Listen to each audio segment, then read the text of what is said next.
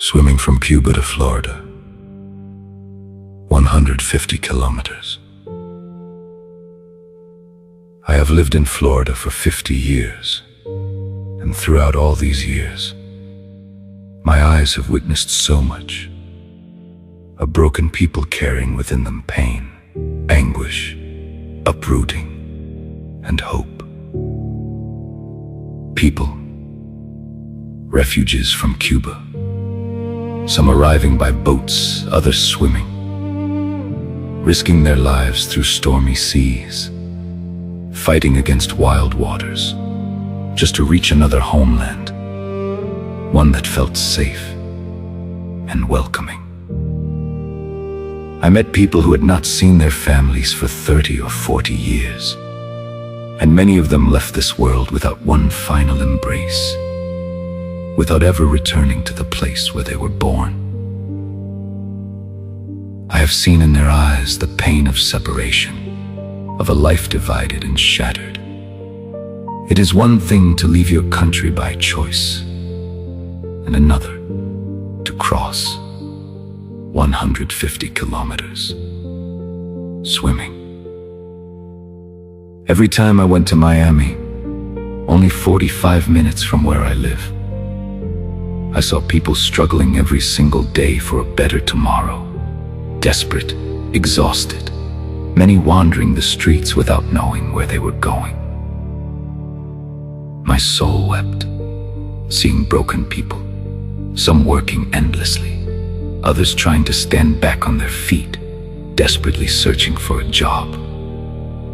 I saw people sleeping on benches, others starting from nothing, and others working non-stop to support the families they had left behind.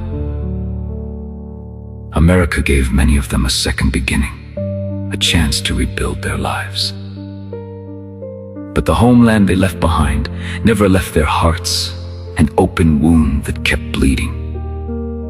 And through all these years, I learned something deep, that behind every story, there is always a human being who suffers, hopes, waits, and endures. A person praying to see once again their mother, their father, their brothers and sisters. I see before me a world still hoping, asking for change, searching for a road back to the country where they were born. And within this waiting and anguish, you could see these people looking ahead, waiting for a miracle that could change their lives and destiny, believing that each president of the United States might become a lifeline for them. A hope that someone might open the road to freedom, to return and save a betrayed homeland. Years ago, with great sadness, I learned that a president of our homeland visited Cuba, wanting to meet and personally greet the dictator of Cuba, Fidel Castro. I felt deep sorrow then, because I believed such a meeting should never have happened. Inside me, I felt that such an act should never have been honored by a president, without reason. It hurt me deeply, because I feared such images could also wound the values of our own homeland.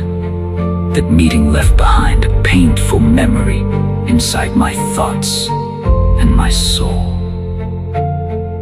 As the years passed, I continued living with hope that one day the lives of the Cuban people would change, that they would return to their roots, that their country would finally be freed from the heavy and cruel regime that had wounded their souls and dignity beyond repair.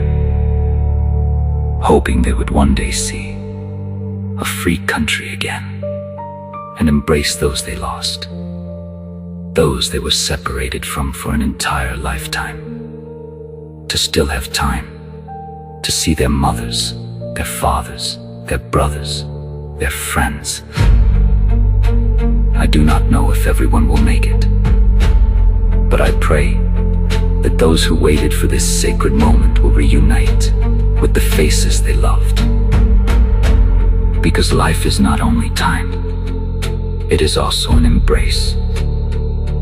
that should never be lost. With all my soul, I pray that those who take responsibility to govern the world will change it for the better, not poison it, not destroy it, not lead it into despair and ruin. May they look upon people with respect, kindness, and truth, without selfish interests, without masks and false smiles. I pray for the holy day to come, when people will no longer flee their homeland just to survive, but live freely and happily on their own land, on their own soil, close to the people they love, where they were born and first saw the light of the sun, where they were held in their mother's embrace, in the beautiful